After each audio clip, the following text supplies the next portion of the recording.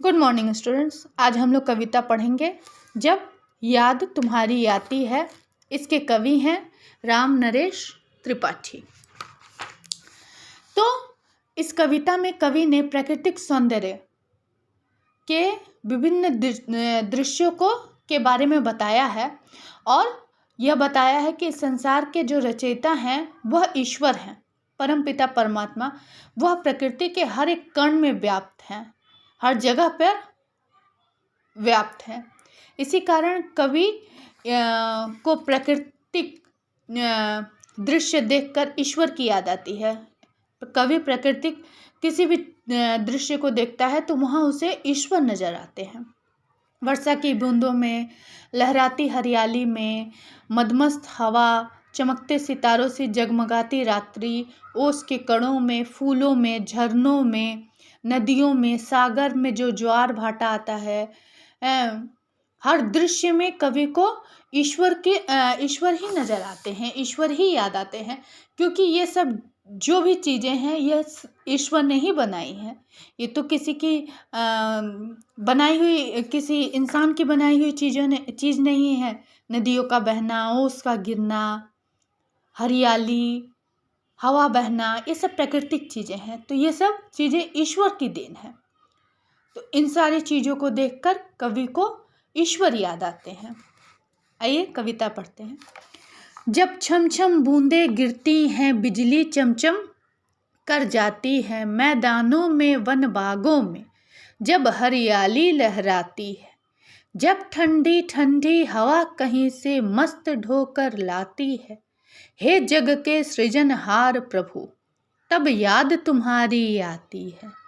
चुपचाप चमकते तारों की महफिल जब रात सजाती है, जब चांद सान से उगता है और दिशा दिशा धुल जाती है, जब ओस रूप में हरी घास चमकीले मोती पाती है, हे जग के सृजनहारे प्रभु तब याद तुम्हारी आती है। झरने जब झरझर झरते हैं, नदियाँ मस्ती में बहती है, जब देश देश की बातें वे सागर से जाकर कहती हैं, जब उतर चांदनी ऊपर से सागर में ज्वार उठाती है, हे जग के सृजनहार प्रभु तब याद तुम्हारी आती है। तो ये अभी हम लोगों ने कविता पढ़ी। अब इस कविता का अर्थ समझते हैं। जब छम छम बूंदें गिरती हैं, बिजली चमचम कर जाती है। जब बारिश की बूंदें गिर रही है आकाश से, धरती पर छम छम की आवाज़ करते हुए, बिजली चमकती है, मैदानों में, वन बागों में जब हरियाली लहराती है, मैदान हो या वन हो या बाग बगीचे हो, जब वहाँ चारों तरफ हरियाली नजर आती है, तब जब ठंडी ठंडी हवा कहीं से मस्त ढोकर लाती है, जब हवा चलती है तो ठंडी ठंडी ऐसा लगता है कि कहीं से वो हवा अपने अंदर ठंडक ढो करके भर करके ला रही है, तब हे जग के सृजनहार प्रभु तब याद तुम्हारी आती है। ये सब होता है तो क्या होता है, तब जो जग को बनाने वाले, संसार को बनाने वाले, संसार के हर एक चीज़ को बनाने वाले हैं ईश्वर, तब उनकी याद आती है। चुपचाप चमकते तारों की महफिल जब रात सजाती है, जब चांद सान से उगता है और दिशा दिशा धुल जाती है।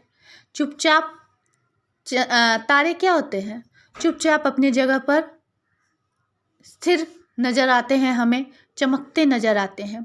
और तारे जब निकलते हैं तो क्या होता है, महफिल सज जाती है। अंधेरा रात रहता है, जब तारे जगमगाते हैं तो रोशनी हो जाती है। जब चांद सान से उगता है, रात होते चांद निकल आता है, सान से नज़र आता है एक गोल चमकता हुआ चीज़, है ना। उस समय क्या होता है, जो चारों तरफ अंधकार रहता है वह दिशा पूरी धुल जाती है, साफ। जब ओस रूप में हरी घास चमकीले मोती पाती है, चमकीले घासों में क्या होता है, ओस की बूंदें नज़र आती हैं तो वो मोती की तरह लगती है। तो जब घास जो है वह मोती पाता है, लेकिन किस रूप में पाता है? ओस के रूप में मोती को पाता है। हे जग के सृजनहार प्रभु तब याद तुम्हारी आती है। उस समय हमें इस जग को बनाने वाले ईश्वर तुम्हारी याद आती है। झरने जब जब झर झर झरते हैं, नदियाँ मस्ती में बहती है, जब देश देश की बातें वे सागर से जाकर कहती है। जब झरने गिर रहे हैं, झरना क्या होता है? ऊपर से नीचे की तरफ गिरता है। तो जब झरना झर झर झर करके गिर रहा है, देखो यहाँ झरना गिर रहा है, तो जब झरने झरते हैं, नदियाँ मस्ती में बहते हुए आगे बढ़ती है और सारी नदियाँ मिल करके क्या होता है? सागर में मिलती हैं, है ना। सारी नदियाँ सागर में मिलती हैं और जाकर के अपने अपने देश, अपने अपने राज्य की बातें सागर में कहती है, सागर से जाकर के बताती है कि कैसे कैसे वो आई। जब उतर चांदनी ऊपर से सागर में ज्वार उठाती है। जब चांदनी, रात में जब चांदनी नीचे उतरती है, सागर में चमकती है और सागर में ज्वार उठता है, सागर का पानी, सागर की लहरें ऊंची ऊंची उठने लगती हैं, तब हे जग के सृजनहार प्रभु तब याद तुम्हारी आती है।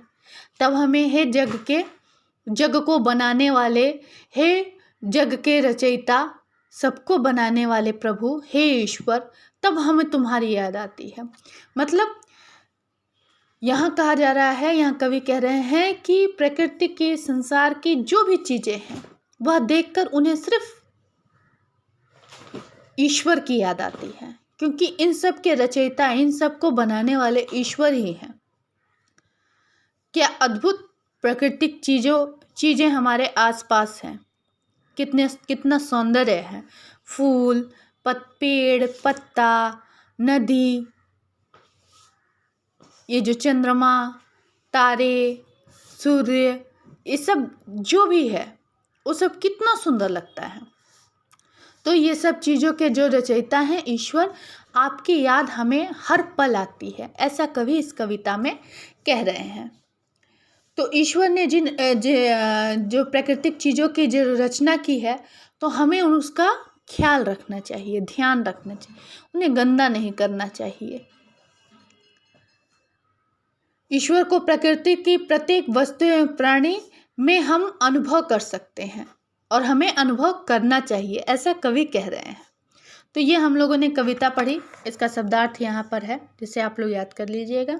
इसका प्रश्न उत्तर हम लोग अगली कक्षा में करेंगे।